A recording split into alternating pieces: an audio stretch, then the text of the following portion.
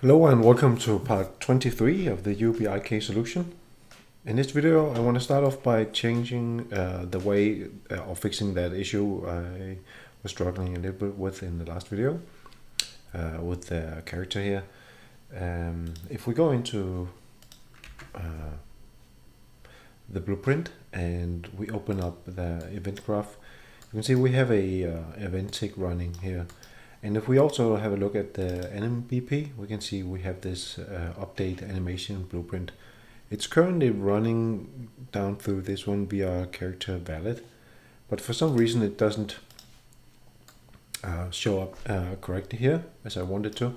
So instead of trying to come up with an understand it really, I decided to just work around this and do a custom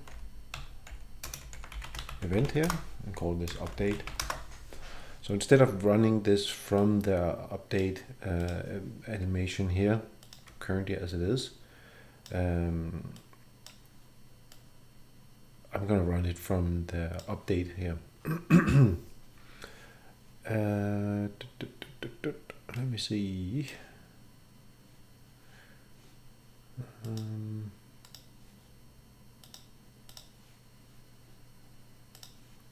Okay, so hang on a second. So back in the VR character in the event tech here, I'm gonna type in mesh.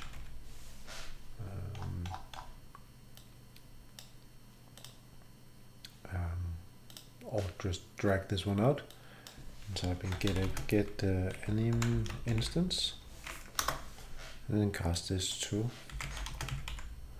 the VR NMBP. And then we're going to call this update function like this. When we disconnect this one,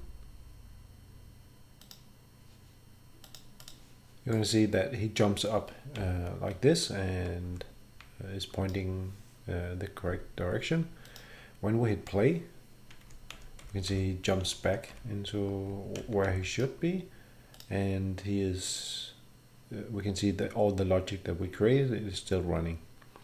So I'm not entirely sure, I have to be honest with you, I'm not entirely sure this is a good way to do it.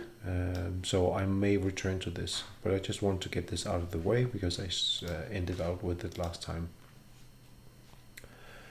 So specifically for this video I wanted to address the upper arms and lower arms. And we're going to go into the UBIK component to begin with. So we have the set upper arm, we have the sole arms here. And we created this stuff here last time with the clavicles, right, left and the right. And we're going to dump in some additional variables here for the lower arm and upper arm. And as you can see, we need these in component space and we don't have them currently. So that is what we're going to do here. And I'm just going to check the name of this. So it's upper arm and lower arm with these. So while I work inside here, I'm actually not going to call them the same as the bone names. So I'm going to go with left upper arm C and drag that into the component space section and duplicate that and call it the right upper arm. And we're going to create the lower arms as well.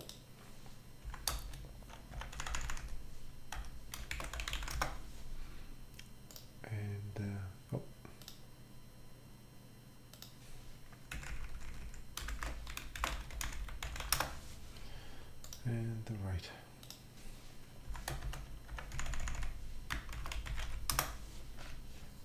Okay.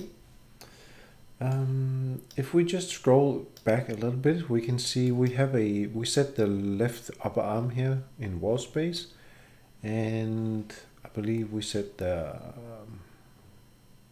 here's the lower upper arm and the lower arm here. So we have these two variables set in wall space. So we can safely use them as the reference for this, and then convert them into component space as we need.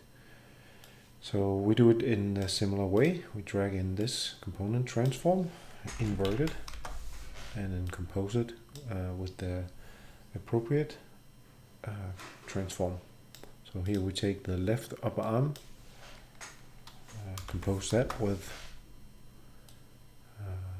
the inverted component transform, and that will give us the left upper arm in component space. So we're just gonna continue or do the same process here. So instead of taking the lower arm, the left upper arm, we're gonna take the left lower arm here and plug that into the left lower arm in component space.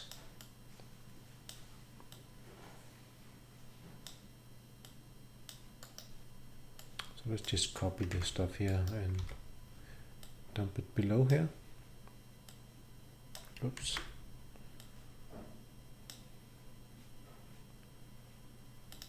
And here we have the right upper arm going into the right right upper arm in component space, and the left lower arm in world space.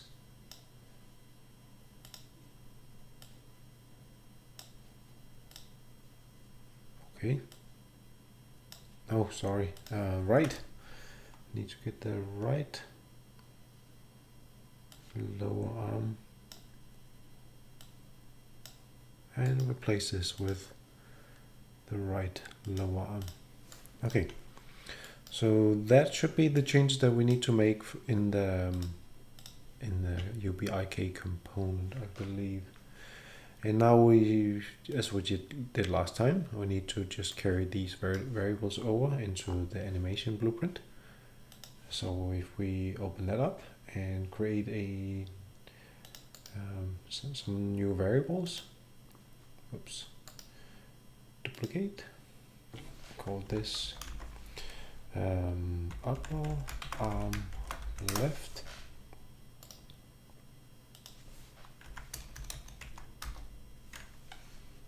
and we're just going to do the same for the for the lower arm.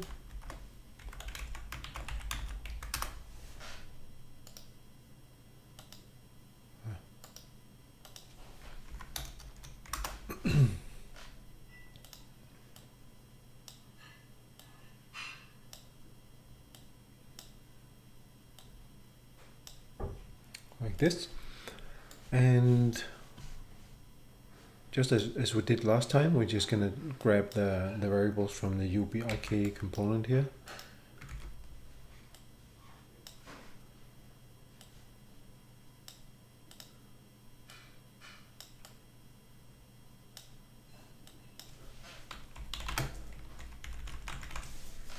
So get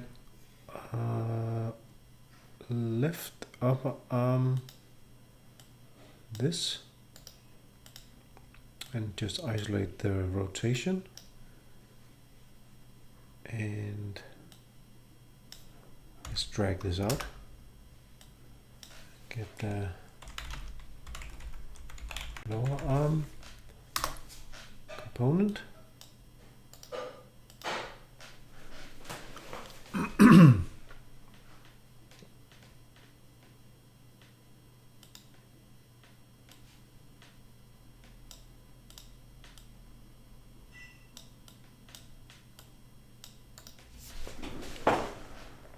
okay.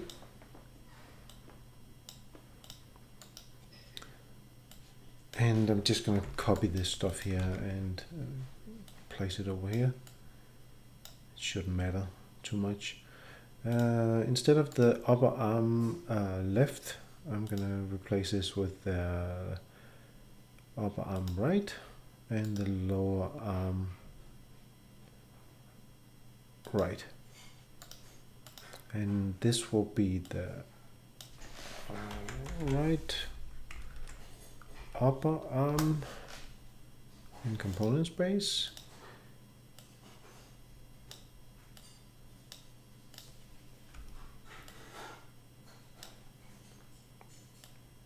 And get right lower arm in component space.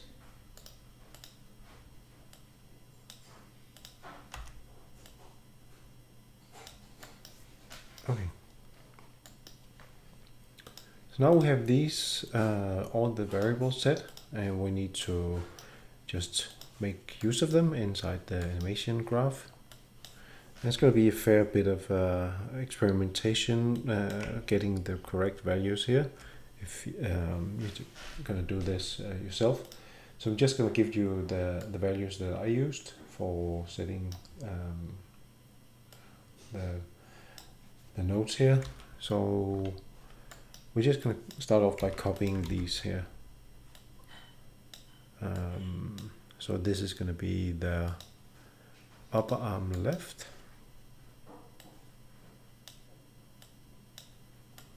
And we're going to take the lower arm left.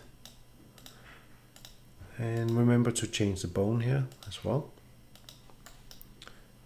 And let's see,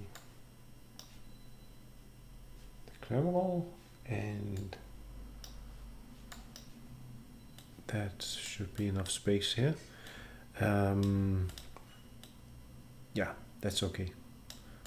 So let's just take the two next here.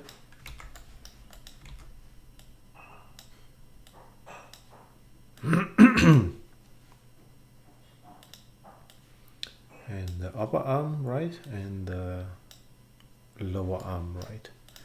So also here you replace the upper arm right and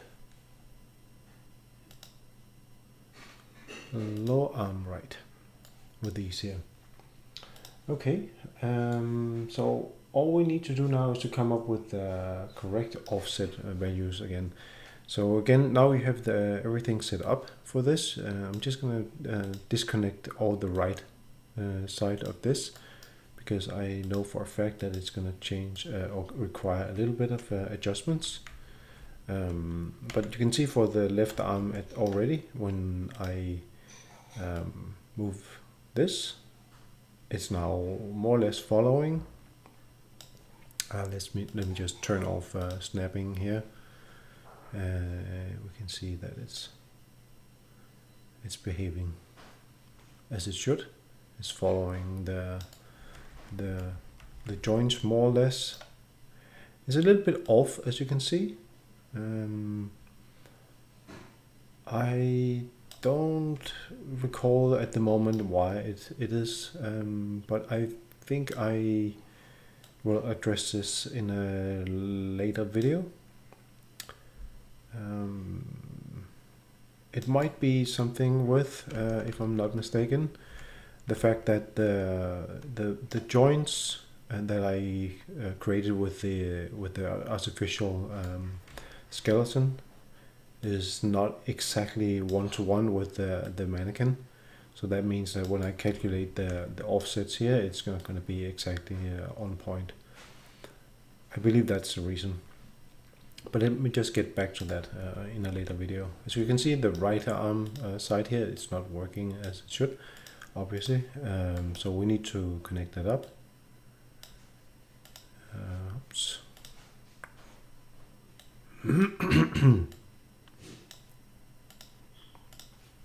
As you can see, it's a little bit off. So as I mentioned, I'm just going to give you the values that I used in order to get this to look correct.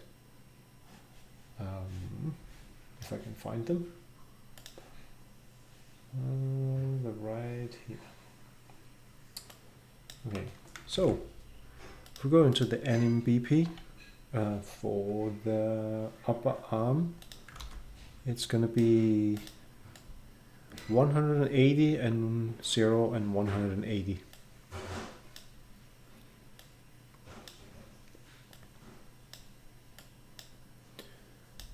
And let's just move this a little bit to the side here. And for the lower arm, it's going to be the same actually.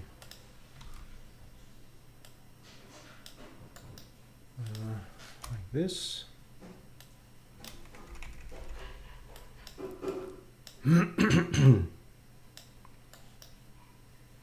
Okay. Now you have almost a working IK version. There's going to be some changes or some adjustments in the next few videos, and I'm also going to talk a little bit about how this can be improved in a number of ways. But we're going to evaluate on that towards the end. I'm going to make sure to mention that when I think I'm gonna stop the tutorial, because at some point this is going to be okay to work with and continue and improve this on your own. But that is basically what I had for this video. I hope you enjoyed, and I will be seeing you in the next. Bye.